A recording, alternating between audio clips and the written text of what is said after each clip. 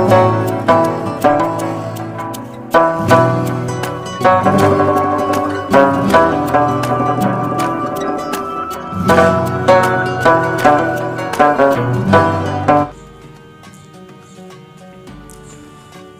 باللہ من الشیطان الرجیم بسم اللہ الرحمن الرحیم۔ فرمان مصطفیٰ صلی اللہ تعالی علیہ وآلہ وسلم، سرکار سید عالم نور مجسم شفیع امت صلی اللہ تعالی علیہ وآلہ وسلم کا ارشاد گرامی ہے۔ سرکار فرماتے ہیں، جو کوئی شخص اپنی کتاب میں مجھ پر درود پاک لکھے گا، فرمایا جب تک وہ درود پاک لکھا رہے گا اللہ کے فرشتے اس کے لیے استغفار کرتے رہیں گے۔ حصول مغفرت کے لیے درود پاک پڑھ لیتے ہیں۔ اللہم صلی علی سیدنا و مولانا محمد و آلہ و صحبہ وبارک وسلم۔ ناظرین، پروگرام نور کی برسات میں میں ہوں آپ کا میزبان محمد طاہر نور، اور آپ دیکھ رہے ہیں MR نیوز HD۔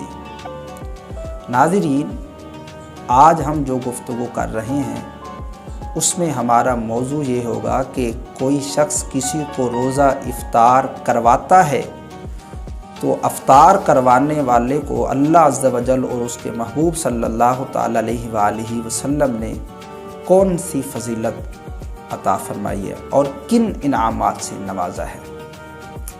ناظرین سماعت کریں، حضرت سیدنا سلمان فارسی رضی اللہ تعالیٰ عنہ روایت فرماتے ہیں، نبی کریم علیہ الصلاۃ والسلام کا ارشاد گرامی ہے، فرمایا جو کوئی شخص کسی مسلمان کو روزہ افطار کراتا ہے حلال کھانے یا پانی سے، فرمایا اللہ تبارک و تعالیٰ کے فرشتے اس افطار کروانے والے کے لیے رمضان کے پورے اوقات میں اس کے لیے استغفار کرتے رہتے ہیں۔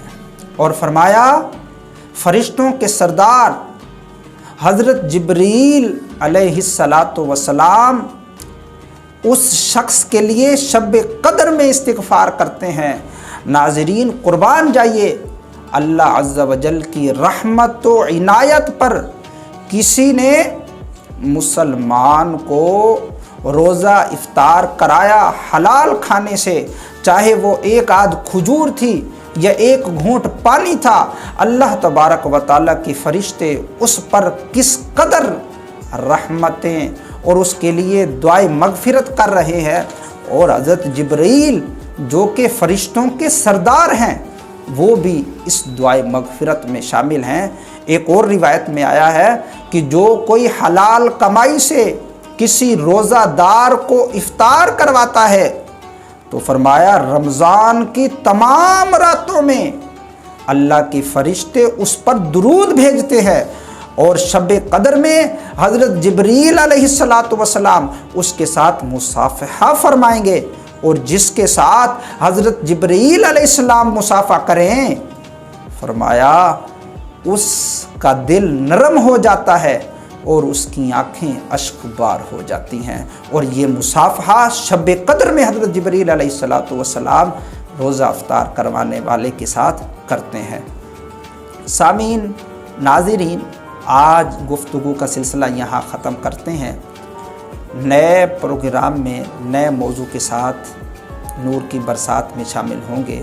تب تک اجازت دیجیے اپنے میزبان محمد طاہر نور کو۔ اللہ نگہبان۔